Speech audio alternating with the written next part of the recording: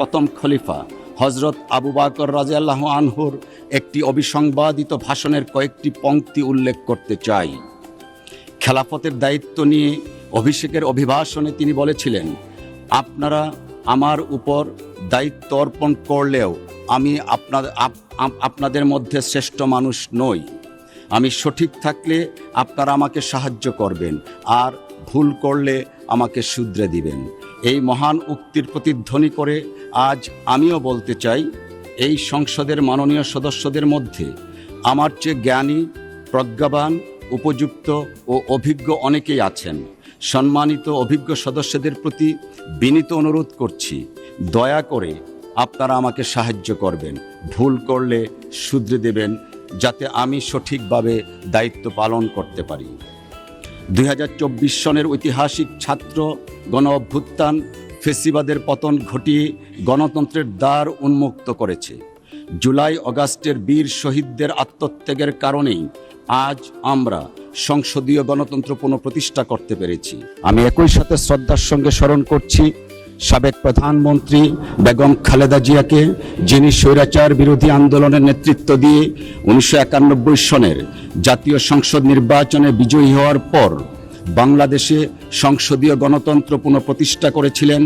আমৃত্যু তিনি ফেসিবাদ বিরোধী আন্দোলনের নেতৃত্ব দিয়ে বাংলাদেশের ইতিহাসে সবচেয়ে জনপ্রিয় রাজনৈতিক ব্যক্তিত্ব হিসাবে আবির্ভূত হয়ে মাদার অফ ডেমোক্রেসি উপাধিতে ভূষিত হয়েছিলেন।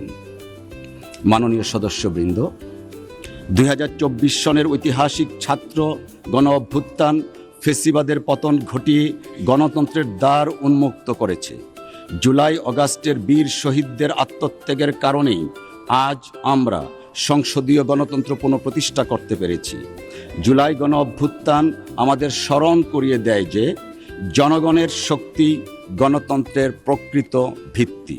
আমি শহীদ আবু সাঈদ, ওয়াসিম আকরাম, মীর মুগ্ধ সহ সকল বীর শহীদদের প্রতি শ্রদ্ধা জানাচ্ছি। আর যারা অন্ধত্বে ও পঙ্গুত্বে ক্লিষ্ট কষ্টকর জীবন যাপনে বাধ্য হচ্ছেন, তাদের প্রতি সমবেদনা জ্ঞাপন করছি।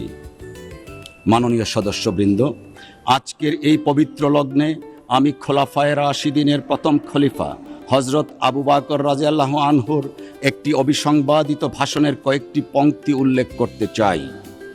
খেলাফতের দায়িত্ব নিয়ে অভিষেকের অভিভাষণে তিনি বলেছিলেন, আপনারা আমার উপর দায়িত্ব অর্পণ করলেও আমি আপনাদের মধ্যে শ্রেষ্ঠ মানুষ নই। আমি সঠিক থাকলে আপনারা আমাকে সাহায্য করবেন, আর ভুল করলে আমাকে শুধরে দিবেন। এই মহান উক্তির প্রতিধ্বনি করে আজ আমিও বলতে চাই, এই সংসদের মাননীয় সদস্যদের মধ্যে আমার চেয়ে জ্ঞানী, প্রজ্ঞাবান, উপযুক্ত ও অভিজ্ঞ অনেকেই আছেন। সম্মানিত অভিজ্ঞ সদস্যদের প্রতি বিনীত অনুরোধ করছি, দয়া করে আপনারা আমাকে সাহায্য করবেন, ভুল করলে শুধরে দেবেন, যাতে আমি সঠিকভাবে দায়িত্ব পালন করতে পারি, যাতে দেশবাসীর আশা আকাঙ্ক্ষার প্রতীক এই মহান সংসদ সঠিকভাবে পরিচালিত হয়। মাননীয় সদস্যবৃন্দ, বাংলাদেশের জাতীয় সংসদ আমাদের প্রজাতন্ত্রের গণতান্ত্রিক কাঠামোর কেন্দ্রবিন্দু। জনগণের সার্বভৌম ক্ষমতা তাদের নির্বাচিত প্রতিনিধিদের মাধ্যমে প্রতিফলিত হয় এই মহান সংসদে। এই সংসদ শুধু আইন প্রণয়নের স্থান নয়, বরং একই সাথে জনগণের নিকট সরকারের জবাবদিহিতার জায়গাও বটে। মাননীয় সদস্যবৃন্দ, গণতন্ত্রের মূল ভিত্তি হলো আইনের শাসন, মানবাধিকার এবং সাংবিধানিক প্রতিষ্ঠানগুলোর কার্যকারিতা। বিখ্যাত সাংবিধানিক চিন্তাবিদ এবি ডাইসি তার বিখ্যাত আইনের শাসন তত্ত্বে বলেছেন, no man is above the law and every person, whatever his rank or condition, is subject to the ordinary law of the realm. তার এই নীতি আইনের শাসনের সার কথা। আইন সকলের জন্য সমান, সরকার কিংবা জনগণ কেউই আইনের ঊর্ধ্বে নয়। মাননীয় সদস্যবৃন্দ, একটি কার্যকর সংসদীয় গণতন্ত্রে সরকার এবং বিরোধী দল উভয়ই গুরুত্বপূর্ণ ভূমিকা পালন করে থাকেন। সরকার জনগণের দেয়া ম্যান্ডেট অনুযায়ী রাষ্ট্র পরিচালনা করে এবং উন্নয়ন নীতি বাস্তবায়ন করেন।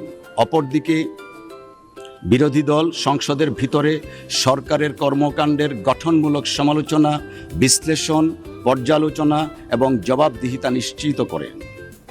সরকার ও বিরোধী দল উভয় মিলেই জনগণের প্রতিনিধিত্ব করেন। গণতান্ত্রিক ব্যবস্থায় বিরোধী দল সরকারের প্রতিপক্ষ নয়, বরং তাঁরা গণতন্ত্রের অপরিহার্য অংশ। একটি শক্তিশালী বিরোধী দল সংসদীয় ব্যবস্থাকে আরও কার্যকর এবং বিশ্বাসযোগ্য করে গড়ে তোলেন। জাতীয় স্বার্থে সমগ্র সংসদকে ঐক্যবদ্ধ ভূমিকা পালন করতে হয়। এক্ষেত্রে জাতীয় সংসদ অধিবেশনের সূচনায় মাননীয় প্রধানমন্ত্রী ও সংসদ নেতা যে বক্তব্য রেখেছেন তা অত্যন্ত আশাব্যঞ্জক। পাশাপাশি মাননীয় বিরোধী দলীয় নেতা এবং অন্যান্য সদস্যগণ সহযোগিতামূলক মনোভাব প্রদর্শন করেছেন।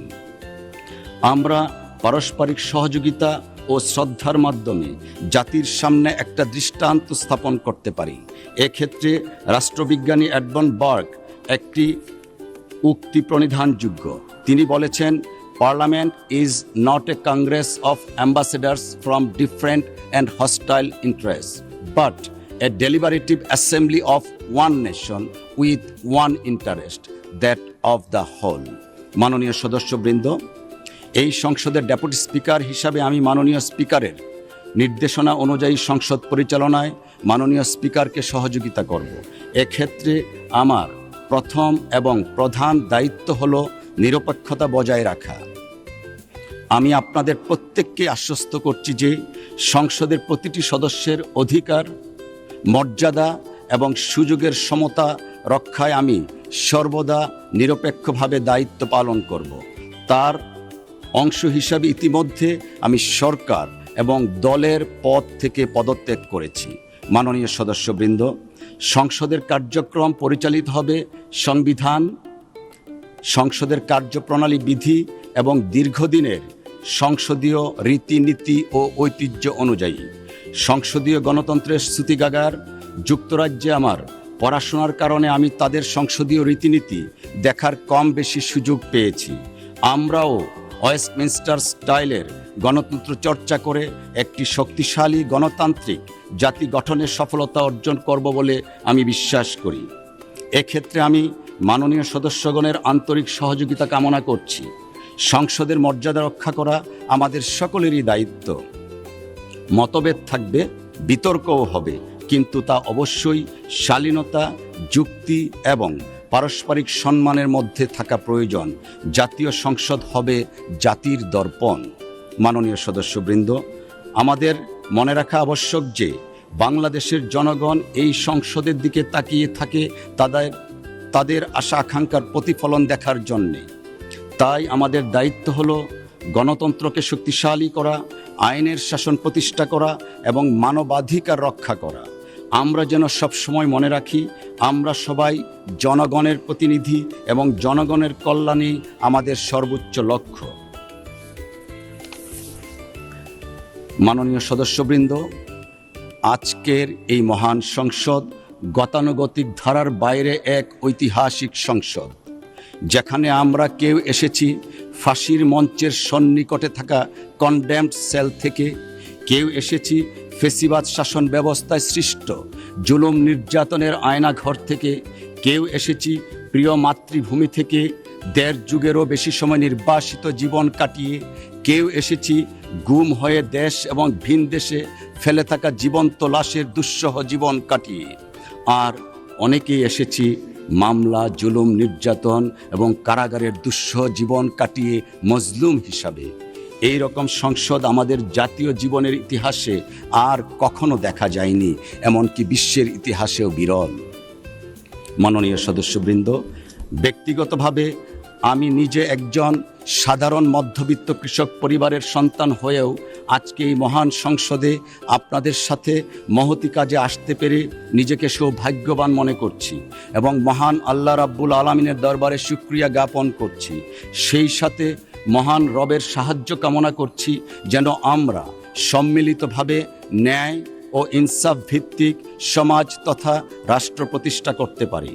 পরিশেষে আমি আবারও সংসদের সকল মাননীয় সদস্যগণকে ধন্যবাদ জানাই এবং আশা করি আপনাদের সহযোগিতায় আমরা এই সংসদকে একটি মর্যাদাকর, কার্যকর এবং গণতান্ত্রিক প্রতিষ্ঠান হিসাবে আরও শক্তিশালী করতে পারব ইনশাআল্লাহ।